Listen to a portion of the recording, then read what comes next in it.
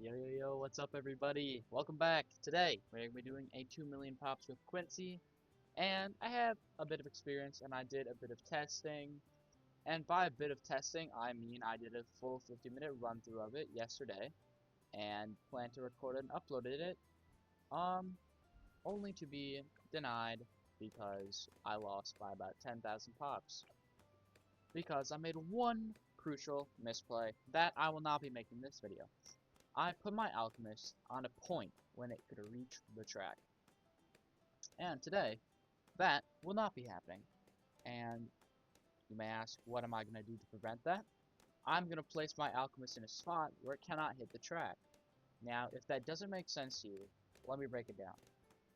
The alchemist normally gets no pops, but with a glue strike and glue storm, specifically glue storm active, each of its shots, which normally do 1 damage, cross path with a middle path, which is acid dissolves balloons faster, and the more damage to blow up class balloons. I think it's 5 damage plus 2. That's like 30 damage on just one Moab, clumped together like tens and tens of them in the late rounds. You're looking at one alchemist getting like 50k pops. That's crazy. So today, that will not be happening. And I will make sure of it. And the alchemist will not be the thing we're getting down right away. I want it to be like here. In the spot where it'll hit the least amount of Moabs. But I think we're gonna need something this round. And it will not be the alchemist. It will be a village that I will put up here because I do not want it to give any range to the alchemist. I want to know where my alchemist is going to shoot. And normally the alchemist is not very necessary for 2 million pops, but this time it will be because Quincy does 1 damage, glue storm, that brings it up to 3, but with alch buff that's 4, quadruple damage, 2 arrows, on a fast shooting tower, pretty goated. And you're probably like, well, what are you going to do? And I'm doing Glue Storm, Call to Arms, and Permanent Brew, and Overclock. Permanent Brew because once Quincy's in the late game, he shoots super duper fast. And when he does that, the buff does not last very long. So, that is going to be the strategy. I've tested it by doing a full run through, so I know it works. And if it doesn't work, then I guess I'll be big sad. But on this round before, I was like, oh shoot, let's just place an alchemist touching the track. I will not be making that same mistake again. I'll be placing down a glue gunner. I have spent actually far more times than I'd like to admit trying to, beat this round, which should have been easy. And then I realized, Quincy doesn't need to do all the damage. Just the alchemist doesn't need to. And what's a tower that can deal damage, but I can also make 100% sure it does not get any pops in the late game? Well, the submarine, of course. I've used it in every single other 2 million pops, I think. Maybe not the Archmage, but I'm pretty sure every single other one I have used it. I am just going to pick up twin guns for stability, and I'll have to use another ability. And yeah, I'm going to do this. He's still not going to be able to reach the bottom track, which is nice. And yeah, I'm not too concerned about how many pops he gets, but I do want to leave myself lots of room for the alchemist. Like, as in pops. So, I do want to try to get as little pops on him as possible. But honestly, in the early game, he won't get too much damage. It's not enough damage to go around. It's mainly just the late game that matters. And I will not be submerging him right away. I want to go for jungle drums and then glue strike. I will submerge him eventually, but right now defense is more important than the pops because I'm trying to do now is actually prevent pops from being gotten and actually work on buffing Quincy. Right now, I'm going to actually turn auto start off because I want to get my alchemist down.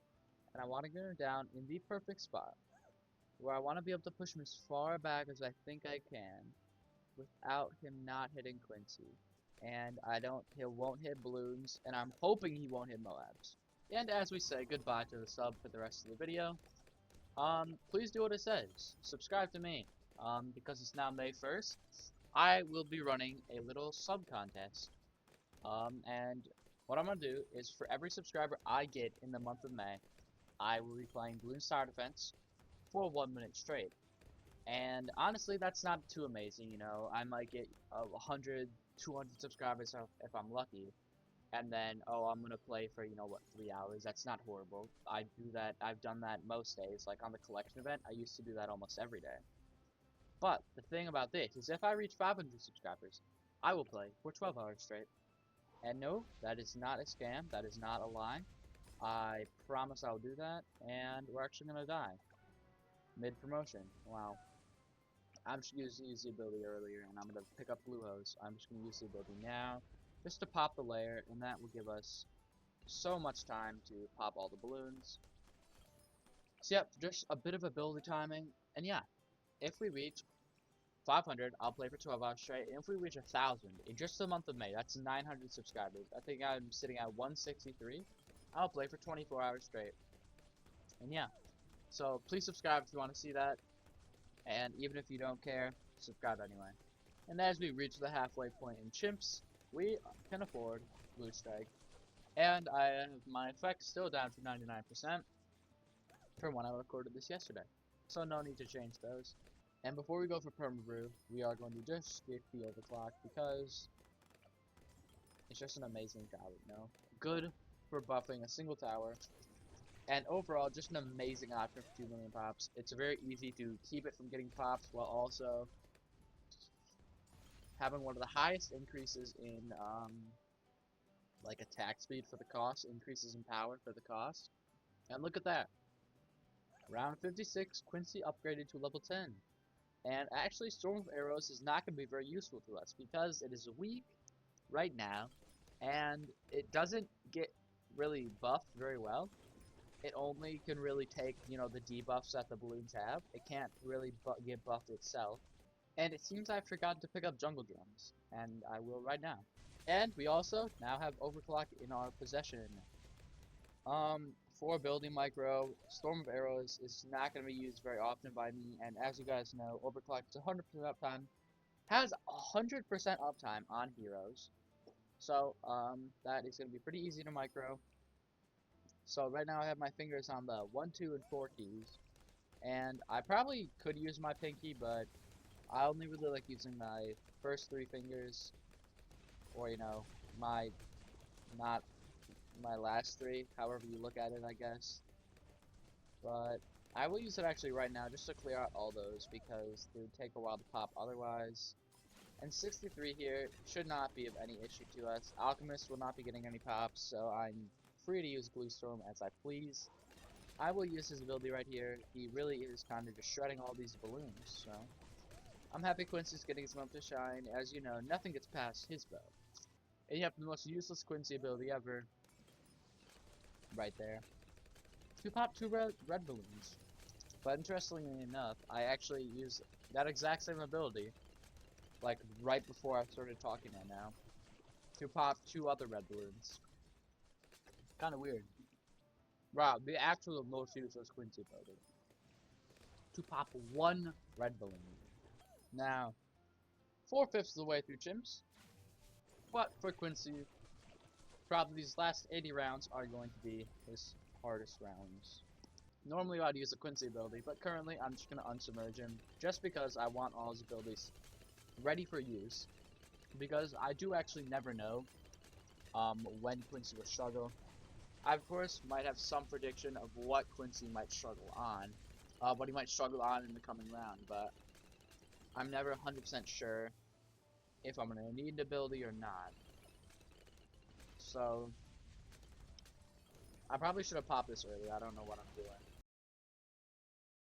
Okay, so we're getting closer. I think I will just drop $500 to upgrade Quincy.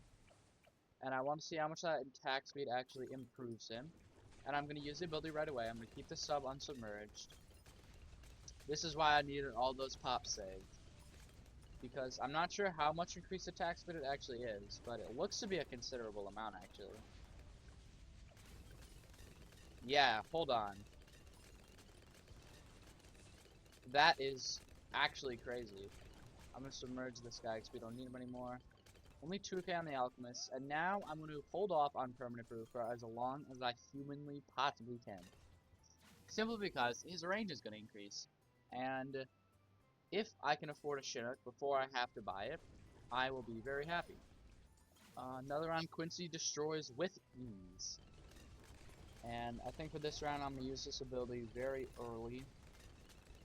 And then I'm going to set him to strong. And I will not use Glue Storm because they're already glued. I will use it for when the VFUs pop out. Just now. And then let's just do that. And now, thankfully, some helpful balloons are going to stay back there and are not going to die. And are going to let me get my abilities up. And yeah, we've saved up about 76k. DDTs were not an issue.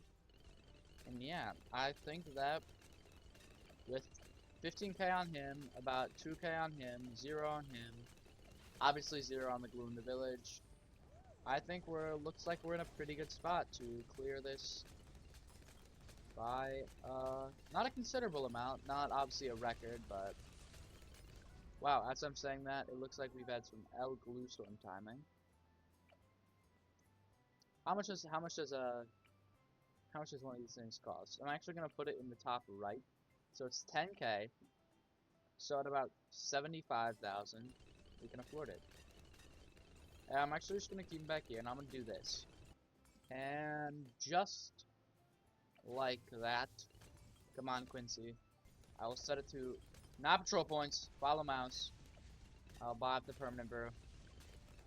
And there we are, guys. Now we're gonna lock him all the way back here with this and with this.